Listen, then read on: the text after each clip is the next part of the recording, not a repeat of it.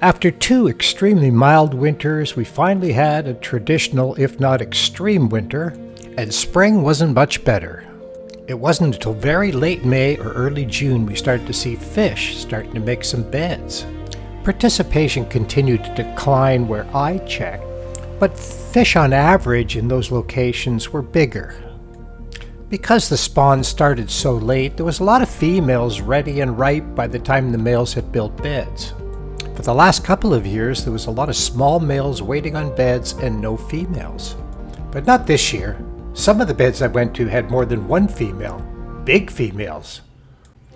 But one thing that was disturbing, in some of the areas I checked, the number of gobies was incredible. Every attempt the female made to drop eggs, the gobies just swarmed in. It was unbelievable how aggressive they were. I can't imagine this bed having much of a yield, particularly if opening day is coming. You know what that means. If this male is caught, they'll clean out that bed in minutes. One problem of having a declining bass population in any given area is that you leave the goby population unchecked. Typically, I'll try to find beds that don't have a lot of predation. So I found 3 or 4 that there was males waiting there, and I was pretty sure there was eggs because the male wouldn't leave. And of course, they try to knock over my camera. At this point, I just take my aqua-vu and drag it close to the bottom to see if I can see eggs. This is a perfect bed because the eggs can get right down under the rocks. And sure enough, when I can zoom right in on it, I can see the eggs down there, and even the ones that are popping out under the rocks. And 3 days later, this is what I found. So, welcome year class 2025. Looks like a pretty good yield on this. Happy Papa. Most of these are technically still yolk sac fry, about 5 millimeters long, 1/4 of an inch. And there'll still be some under the rocks there that are still eating their way out of the yolk sac. And on a nearby bed, I found some more fry, and this looked like they're in their second day as well. We had a crazy heat wave that lasted for 3 days, and so these fry are certainly in a comfortable temperature by now. The water temperature is almost 78 degrees. So this is 2 of 7 beds that I was tracking that have produced fry. So I also found another bed in another location. This makes 8 beds that I was tracking, and these ones are just emerging from under the rocks. Some of them are still motionless on the bottom and haven't even got rid of the egg sac yet. So far there's no sign of gobies, but it is in an area where there was a lot of gobies when I was videoing the first round. But it doesn't take them long to find the bed.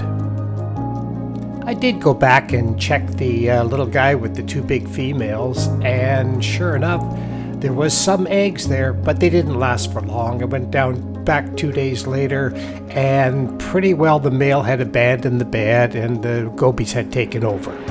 Bass are the #1 predator for gobies, so if there's fewer bass, there's going to be more goby. They spawn 5 or 6 times a year. This is how a fishery falls out of balance. Largemouth, on the other hand, spawned earlier, produce almost twice as many eggs per age and length, and they spawn in places where most predators can't get at them, particularly humans. The fry tend to come off the beds a little bit faster and grow a little faster. This is one of the reasons that on neighboring Lake Couchiching, the population is thriving. I found these Lake Couchiching fry about the first week of June, but typically smallmouth fry on Couchiching are about 2 weeks ahead of Lake Simcoe. Once these fry have left the bed, they have a new group of predators. After opening day on June the 28th, I went back and checked the beds, and 2 of the biggest fish were gone. Bigger fish protect the bed more aggressively. This could be one of the reasons that for the last few years we see a lot of small males on beds with bigger females. By July 8th, 15 days into the cycle, the fry were all balled up high in the water column, moving off the bed, the males feeding, and they're ready to move on. Sure enough, the next day most of them had gone, just these perfect little smallmouth remain. Of the thousands of fry from the beds that I checked, Approximately 5 to 10% of those will make it to the fall.